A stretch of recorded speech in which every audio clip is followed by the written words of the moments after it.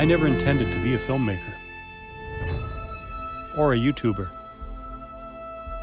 or even a videographer. It developed in slow stages in a way that I didn't really see it happening at the time. Like so many people, I had a dream of traveling and exploring the world, but doing it in a way that paid for the travel and possibly even became a way to earn money, to become my profession.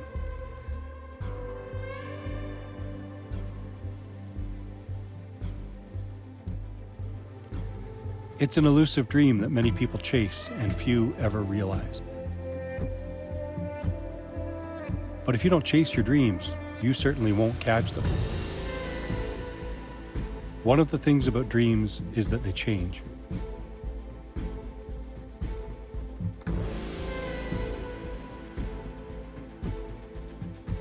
Sometimes when you get to where you were going, it's not at all what you expected it to be when you started out.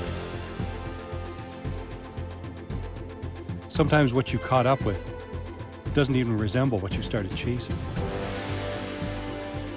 And if you're really lucky, your dream might even chase you, finding you someday when you stop to catch your breath. That's how it was with me.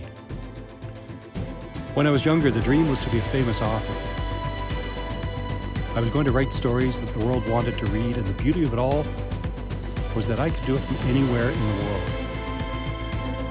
I'd take my pen and paper, my typewriter, or my laptop and find whatever location was the most appealing at that time.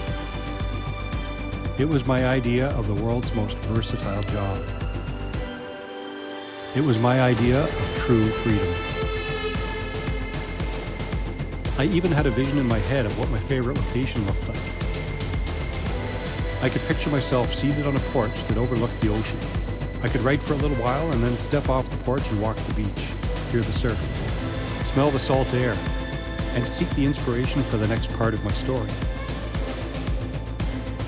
It was here on this imaginary beach that the dream felt the most real and the most beautiful. But then on a whim, I could head off to Europe, Iceland, the remote islands of the Galapagos, and I could write the next chapter.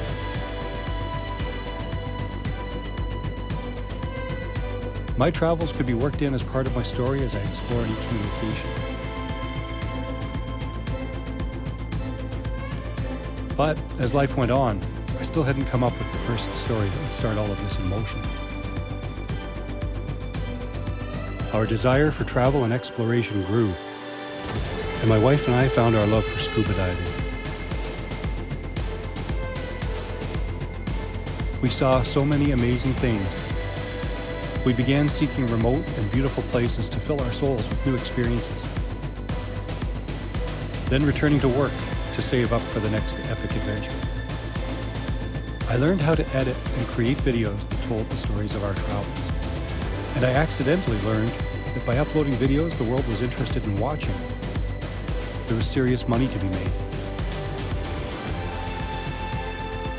We traveled more and recorded more, and it became a passion.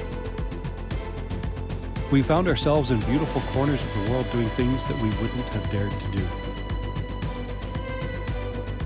We were living a life of adventure and thrills. Then one evening in the Cayman Islands, I was set up on the porch with my computer to look at footage from the diving that day. I went inside and got myself a coffee and walked back outside. And I was suddenly amazed at what I was looking at. The table, computer, and the view of the beach was exactly as I had pictured it for years. The sight, the sound, the smell, all the same. And I realized in that moment that I was doing what I had dreamed of doing, only I was creating stories with videos instead of writing them on the pages of a book. It was like my dream had snuck up behind me and tapped me on the shoulder unexpectedly. The best part was that I wasn't just telling the story, we were living it. There's no reason to wait. Chase those dreams and live your life in a way that it, in itself, becomes the story worth telling, however you choose to tell it.